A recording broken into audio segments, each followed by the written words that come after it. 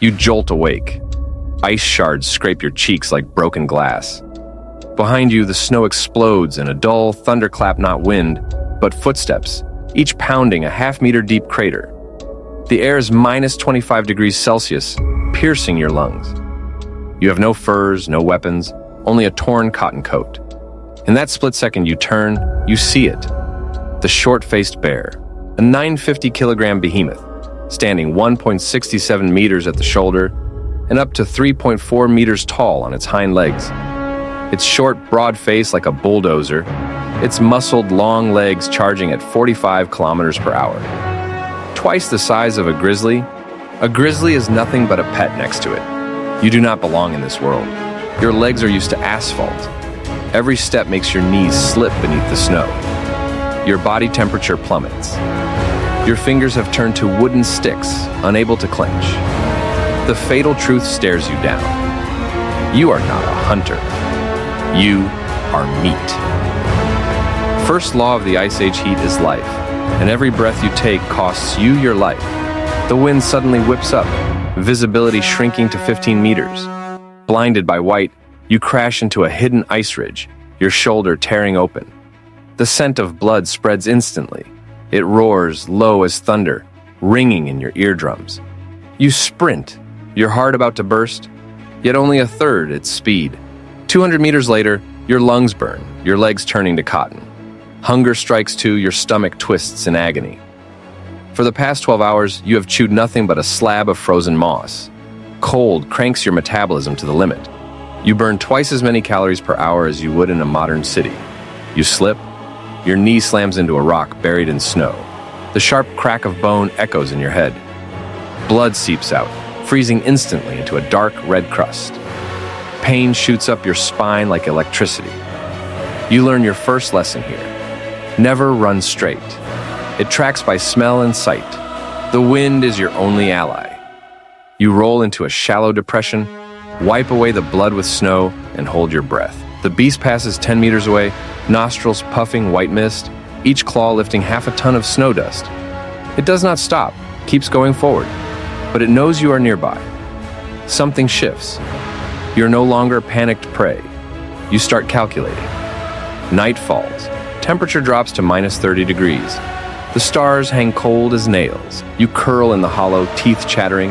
Hunger is now your second bear, gnawing at your will. You crawl out, groping forward. In the distance, a frozen wild horse carcass, ripped apart by wolves. You lunge, tearing off frozen meat with stiff fingers. Raw flesh burns cold in your throat, but heat returns. Your fingers can bend again. You realize the law here: eat or be eaten. Weakness is no excuse. Adaptation is your only weapon. On the second day, you learn to camouflage. You wrap yourself in the horse's hide. Blood side out, at least it blocks some wind. Your knee swells like a balloon, but you bind it with bone shards as a splint and manage to walk. You find an ice crevice, narrow enough for just one person, and squeeze inside. The short-faced bear's massive claws cannot reach you. You gasp for air inside, feeling brief respite for the first time. Things change. You begin to observe. The wind always comes from the west. The bear prefers to track downwind. Step on the hard crust to avoid sinking. You sharpen a crude spear from horsebone, scraping the tip repeatedly against rock. Not a weapon, a tool to prolong life. On the third day, you gain the upper hand. Hunger sharpens your senses. You stalk through low shrubs, the only cover on the open ice plain. A wounded reindeer comes into view, limping, only 30 meters away. You charge, driving the spear through its neck. Hot blood gushes, scalding your palms. You tear off chunks of meat and swallow them raw. Fat melts on your tongue. Strength returns.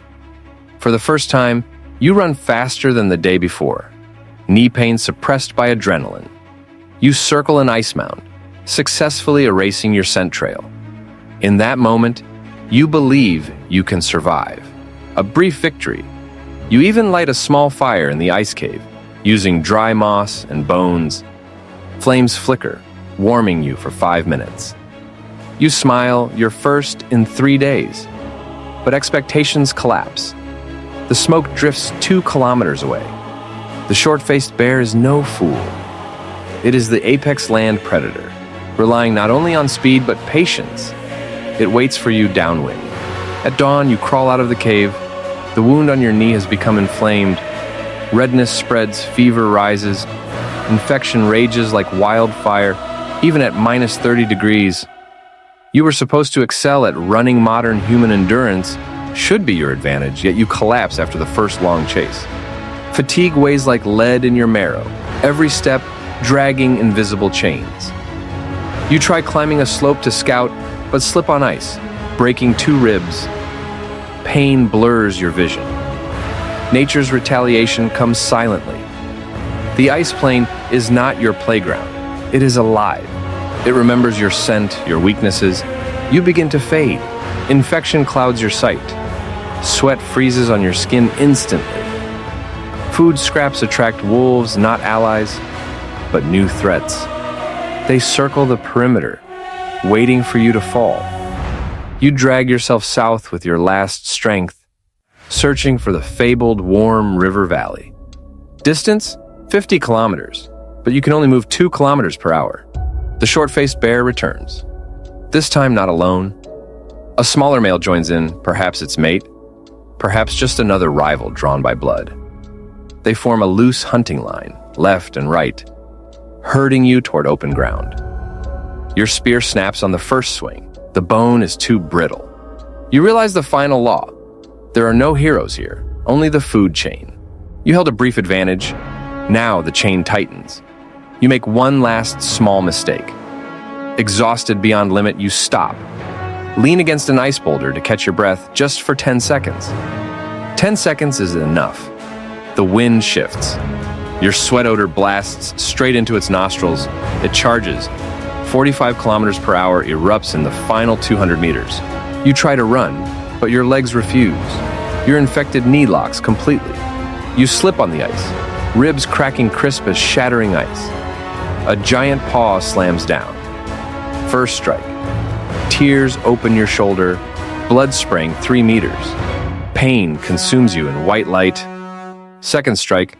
Clamps onto your thigh, 950 kilograms crushing bone. You struggle to gouge its eyes, but your fingers have no strength left. Third strike, the neck. The world slows. The smell of blood mixes with cold snow. Before darkness swallows you, you see its eyes one last time. Cold, tawny, like the Ice Age itself. No hatred, only hunger. On the endless ice plain, you finally understand. Survival is never a right.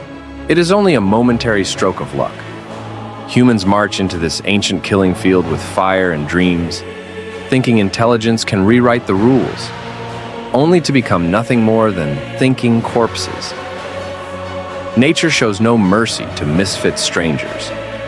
It only perpetuates the eternal cycle hunt. Feed, freeze, forget. You once thought you were the protagonist of the story. Now you know, in the Ice Age, there are no protagonists, only the wind and snow, and their silent, all-consuming void.